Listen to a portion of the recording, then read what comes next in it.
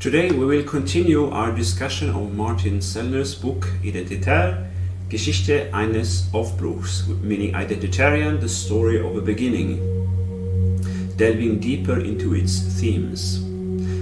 It's a neat little volume consisting of nearly 280 pages, richly and fairly simply illustrated, and is a quick and entertaining read. As far as I know, there is no English translation to date, which is a shame, because this is clearly a very important book. First, a few words about the author. Sellner was born in 1989 in Vienna. He studied philosophy and law in Vienna, and he was one of the founders of the Identitarian movement in Austria back in 2012. In February 2016, he spoke at the annual Pegida demonstration in Dresden. In March 2018, he went to London to give a speech on the freedom of speech at Speaker's Corner, but he was detained at the airport. The authorities refused to let him enter the UK with the motivation that he, his girlfriend Brittany Pettibone, and Canadian activist Lauren Southern were a threat to the British state. All three of them were deported. A week later, Lutz Bachmann, founder of the Pegida, who wanted to give Sellner's speech, was also deported. In April, Sellner tried to enter the UK a second time, but was detained again. At the end of that month, the police searched his apartment, and Sellner faced charges of inciting hatred and of founding a criminal organization. Both accusations turned out to be completely unfounded, and the police found nothing of interest. It is significant of the judicial system of both the UK and Austria that people like Sellner, who defend free speech, are being persecuted, while Islamists, and even more so leftist terrorists, are being left alone.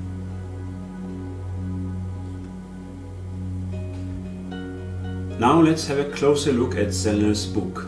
As most Westerners of today, he and his friends had been raised to believe that an interest in your own origin would make you an evil racist, and that love of one's own meant despising everything else. Revolting against what they perceived as the decadent escapism and cynical nihilism of their fellow citizens, they met in their favorite cafe in Vienna to discuss what had gone wrong and their ideas for the future. Reading about these early meetings made me smile, not just because of Sellner's descriptions, full as they are of humor and wit, but also because this was exactly what young, politically interested and idealistic people had done a century before, in old Vienna, before the world wars, before gender quotas, drag queens indoctrinating children in daycare, and an Austrian president calling for all women in the country to wear the hijab. Pre-World War I Vienna was a more innocent world, where there was no need to defend the obvious fact that your country had its own cultural traditions.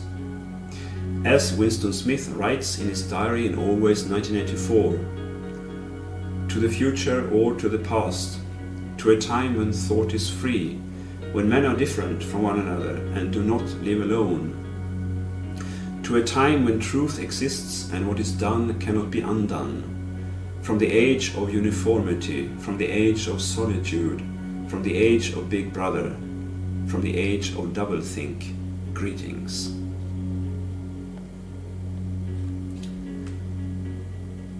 Inspired by de Benoit, Fay, Nietzsche, Spengler and Jünger, Sellner and his early group had the vision of a right-wing cultural revolution. They were a small group of conservatives and patriots who wanted to find out what lay behind multiculturalism, mass immigration and Islamization, and they came to the conclusion that their true enemy were egalitarianism and globalism, the striving to create a unified world where everyone is the same. This Sellner calls a soft totalitarianism. It respects neither state borders nor the people, and it takes the form of a re-educational dictatorship that rejects real democracy. Democracy presupposes freedom of speech, but this is not given in Austria today, he says. The ruling ideology, which dictates morality and what is seen as politically correct, tolerates no pluralism of thought. Sellner and his friends now knew what they were rejecting, but what did the alternative look like? What was the meaning of terms like conservatism and traditionalism? It was only when they came upon the term identitarian that it all fell into place. What they were all yearning for was identity, ethnically, culturally, and nationally. Now there was no longer any need for a closely constructed conservative ideology, consisting of 1,000 different concepts that had to form a coherent whole. They simply wanted to defend their identity against a globalism that threatened to make everyone and everything into copies of one another, and the ever-increasing demographic change. The UN itself talks of mass immigration to Europe as, quote, replacement migration, end quote. In Europe, North America and Australia, mass immigration is replacing the native population. This is not happening in countries like Japan, and Turkey or Tunisia, for example, would never accept mass immigration of whites. But in the West, people's relationship to their own identity is neurotic, Sellner says. We Westerners are the only ones who are not allowed to have an identity. The Identitarians' aim was to allow for real pluralism, ethnically and culturally, between nations. This they baptized by the name of ethno-pluralism. A lot of different countries, each with its own people and its own culture. At the same time, they were aware of the importance of avoiding the two pitfalls of self-hatred, the problem of the left, and self-glorification, the problem of the old right. Immigrants were not to be seen as being ethnically or culturally inferior, just as being different. They were not the enemy. The enemy was a system that destroys all cultures.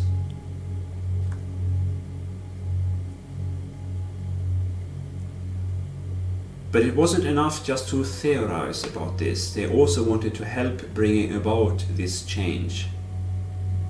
They considered themselves too intellectual and too idealistic for joining a political party. Remember that these were very young men, and young men prefer action and adventure to monotonous work. Today, Sellner has better arguments for why he and his political friends should not form a political party or become active in one of the existing parties and try to change it in the direction they want. Neither independent journalism nor party work alone is enough to bring about real change, he says.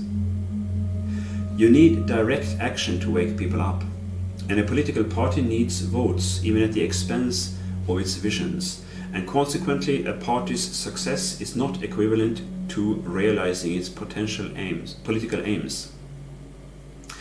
Thus, in parliamentary politics, there is always the looming spectre of short-sighted opportunism, and on the side of the people, going to the ballot box every 4 or 5 years is not enough to create a sense of community, he says.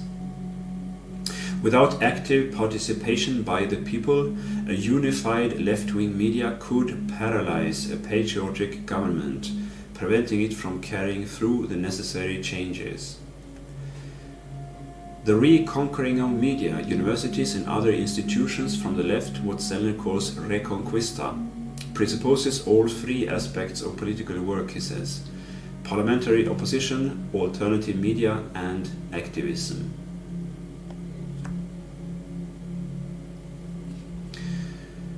However, existing non-parliamentary right-wing political groups were too inflexible and too small-minded, read too extremist.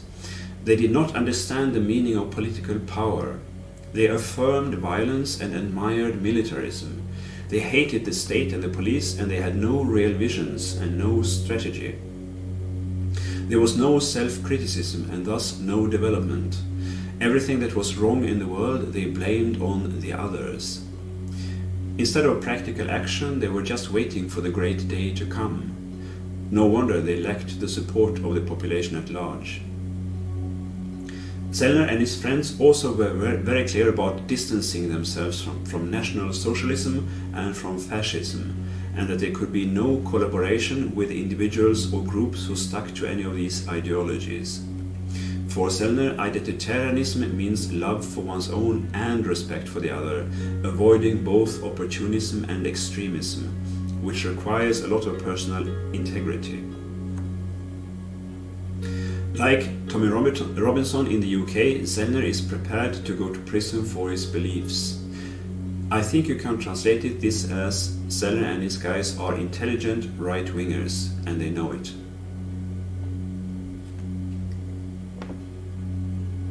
However, much of the movement's direct action, inspired by that of PETA and Greenpeace, comes closer to youthful pranks than real political work. Hanging an identitarian banner on the Brandenburger Tor in Berlin, interrupting theatrical plays and university lectures by holding up banners and pouring out red paint, or handing over yellow roses, will not provide the movement with the respect that it rightfully deserves, even if it's a crossing of art and politics, as Sellner claims. There is a huge difference between these kinds of activities and doing improv theatre in the city centre dressed up in burqas and performing a symbolic decapitation with a rubber sword while loudly calling out for the implementation of Sharia in Austria. Interrupting other events or hanging up banners just draws attention to yourself, whereas satire and humor make people think.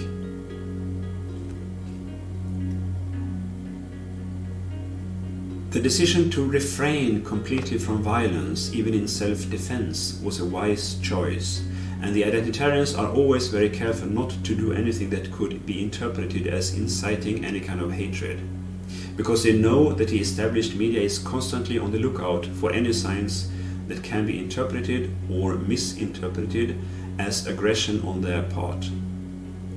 Sellner speaks on the need for discipline for the kind of work they do, which requires a lot of preparation and training. The Identitarian movement does not want to build on the charisma of its leaders, but on so-called bureaucratic authority, a term borrowed from Max Weber, which comes from the application of structures and rules. Here, the Identitarians clearly differ from the alt-right, who favor charismatic authority in their dreams of a strong leader. This makes the Identitarians far more democratic than the alt-right. The reason why most non-parliamentary movements tend to disappear after a short while is exactly their lack of bureaucratic authority, Sellner says. Another aspect of this is the acceptance of hierarchies. Companies, states, armies and churches all need hierarchies to function properly and to avoid intrigues and psycho-terror. Their clear and transparent internal structure, the rejection of violence and the call for the implementation of existing laws and an open debate distinguishes the Identitarian movement from left-wing autonomous activist groups.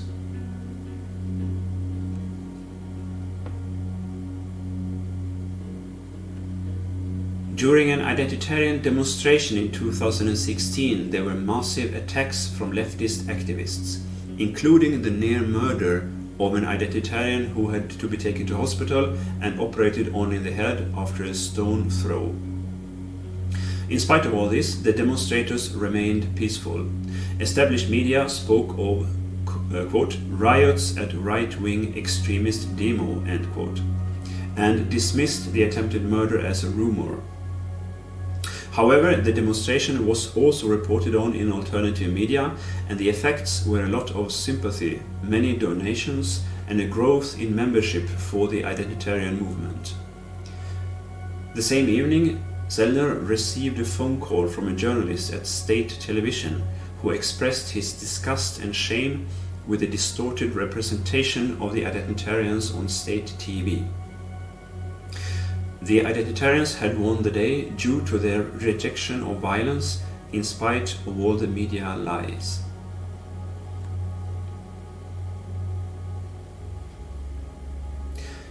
In his book, Sellner describes two possible scenarios for the future, one dystopian and one utopian.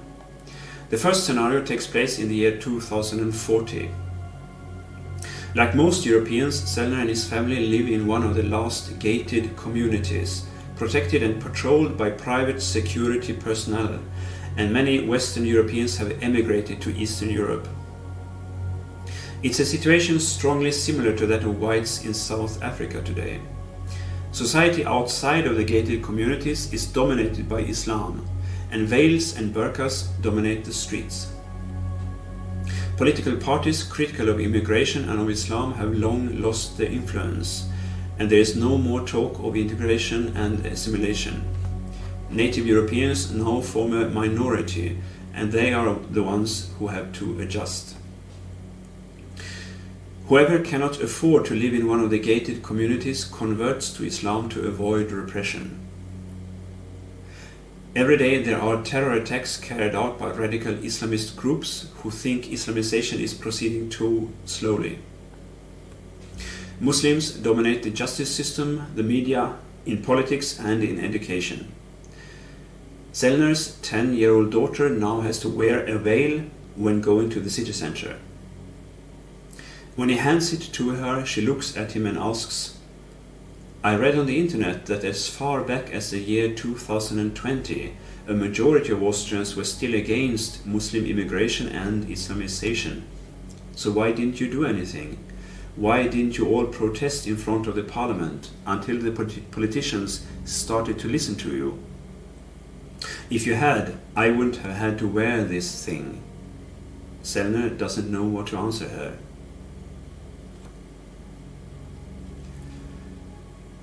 In the second scenario, it's the year 2032. Center-right parties are now in power in almost all European nations. Due to ever-increasing competition from alternative media, established media in Austria went through a radical change in the early 2020s, and numerous people were fired from state-controlled media outlets. Google, Facebook and Twitter lost to more open-minded competitors, and today censorship is a thing of the past. Both left-wing radicals and right-wing extremists have lost their influence, and what followed was an open and honest debate about identity, origin and democracy. The soft totalitarianism was defeated, and the great replacement and the Islamization of Europe was stopped. There is hardly any immigration anymore from outside of Europe, and all illegal and criminal immigrants are being deported. De-Islamization is taking place at a rapid rate. Foreigners no longer receive welfare, and there are financial benefits for those who choose to return to their home countries. Europe's big cities are still multi-ethnic and will remain that way, but non-Europeans, parallel societies, are on the decline.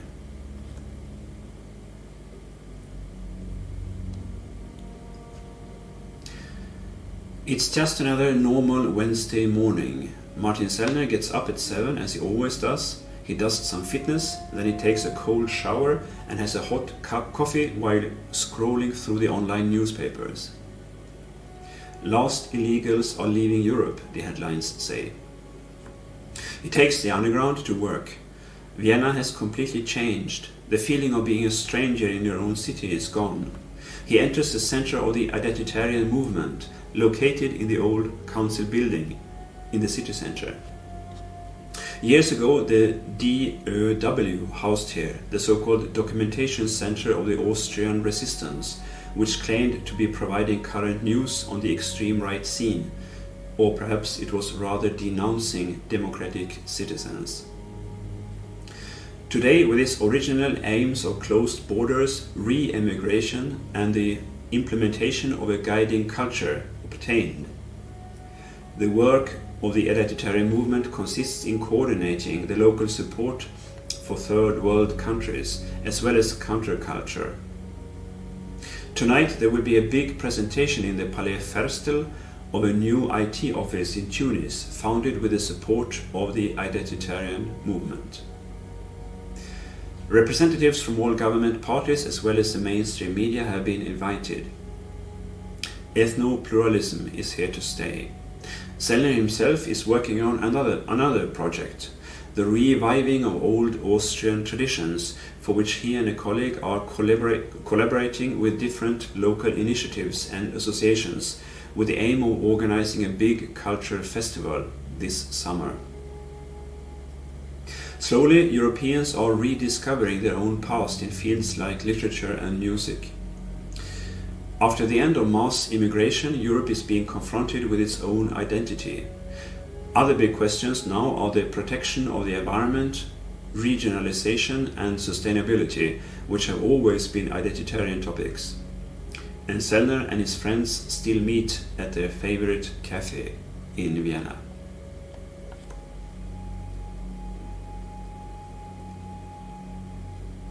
Sellner is still young, but in his book we hear the voice of a mature person, rational, self-distanced, flexible and peaceful.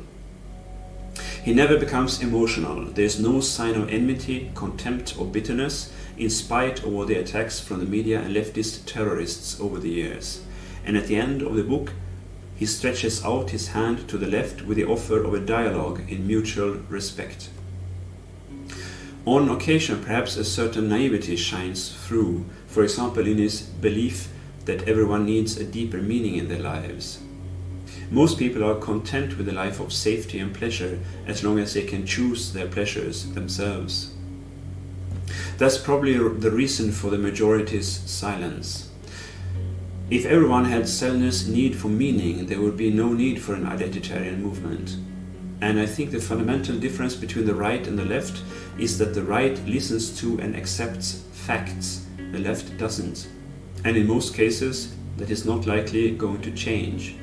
Still, I wish more people could find Sellner's courage and sense of justice.